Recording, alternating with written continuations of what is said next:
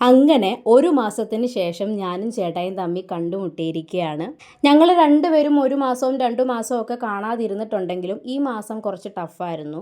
വേറെ ഒന്നുമല്ല, ഞാനൊരു കോഴ്സിന് ചേർന്നിട്ടുണ്ട്. അപ്പം ആൾ രാത്രിയിൽ വർക്ക് കഴിഞ്ഞ് 2 മണിക്കോ അല്ലെങ്കിൽ 1 മണിക്കോ വന്നു കഴിഞ്ഞ് കഴിഞ്ഞാൽ ഞാൻ ഉറക്കം കളഞ്ഞ് വിളിക്കുന്നൊരു രീതി അങ്ങ് നിർത്തി. അതായത് ഞാൻ നേരത്തെ കയറി കിടന്നുറങ്ങും, രാവിലെ ക്ലാസ്സിന് പോകേണ്ടതുകൊണ്ട്.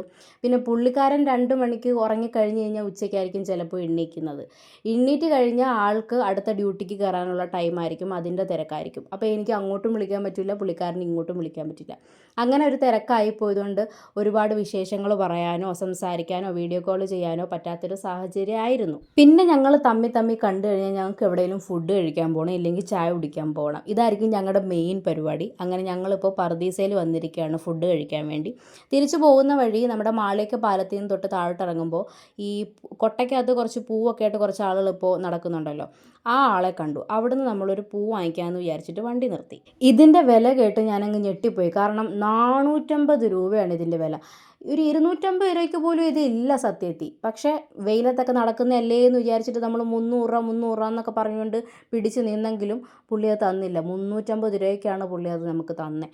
പിന്നെ നമുക്കത് അത്യാവശ്യമായിരുന്നു, അതുകൊണ്ടാണ് പിന്നെ അത് വാങ്ങിച്ചത്. ഇല്ലേ വാങ്ങിക്കില്ലായിരുന്നു, അത്യാവശ്യമായിട്ട് മാത്രം.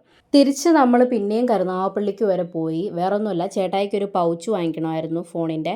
പിന്നെ ഒരു വാച്ച് എന്തോ ശരിയാക്കാനുണ്ടായിരുന്നു. കൂട്ടത്തിൽ എനിക്കും ഒരു പൗച്ച് വാങ്ങിച്ചു തന്നു.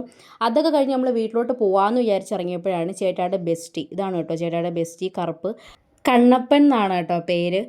ഞാൻ വീഡിയോ എടുക്കുന്നുണ്ടോട്ട് മുഖം പൊത്തുക. പിന്നെ പുള്ളിക്കാരനെയും കൂട്ടി നമ്മൾ നേരെ തിരിച്ചു പോരുന്നു. അപ്പോൾ ഇന്ന് ഇത്രയേ ഉള്ളൂ. ബൈ.